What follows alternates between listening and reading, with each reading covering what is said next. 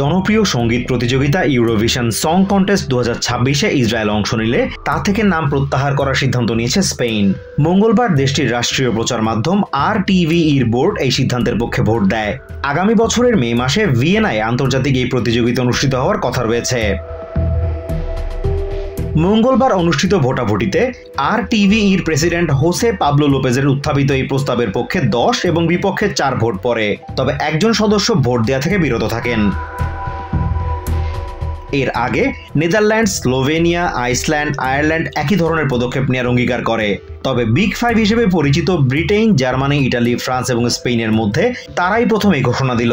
এই 5 দেশের প্রতিযোগীরা সরাসরি প্রতিযোগিতার চূড়ান্ত পর্বে অংশ নিতে পারেন। ইউরোভিশনের আয়োজক ইউরোপিয়ান ব্রডকাস্টিং ইউনিয়নের প্রতি সবশেষ আসর থেকেও ইসরায়েলকে বাদ দেওয়ার দাবি জানায় অংশগ্রহণকারী বেশ কয়েকটি দেশ। তবে আসরের চূড়ান্ত পর্বে পৌঁছে দ্বিতীয় অবস্থান অর্জন করেন ইসরায়েলের প্রতিযোগী ইউভাল রাফায়েল। এদিকে বোর্ডের এমন সিদ্ধান্তকে স্বাগত জানিয়েছেন স্পেনের সাধারণ মানুষ। অ্যাসেনশন গার্সিয়া নামে এই আইনজীবী মনে করেন RTVE সঠিক সিদ্ধান্ত নিয়েছে। আমার মনে হয় এটি খুবই ভালো একটি সিদ্ধান্ত।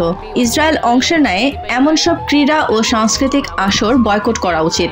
শেষ পর্যন্ত স্পেন যদি ইউরোভিশনে অংশ না নেয়, আমি মনে করি অন্য দেশগুলোরও একই পথে হাঁটা উচিত।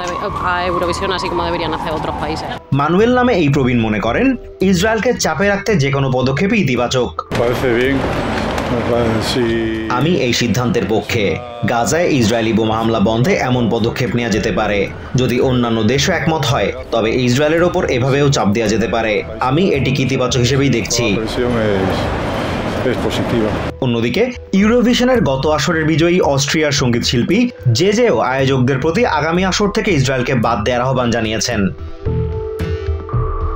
Azimur Rashid Kanak, TVN 24 news desk. New York থেকে সম্প্রচারিত TVN 24 টেলিভিশন বিশ্বজুড়ে বাঙালির কণ্ঠস্বর।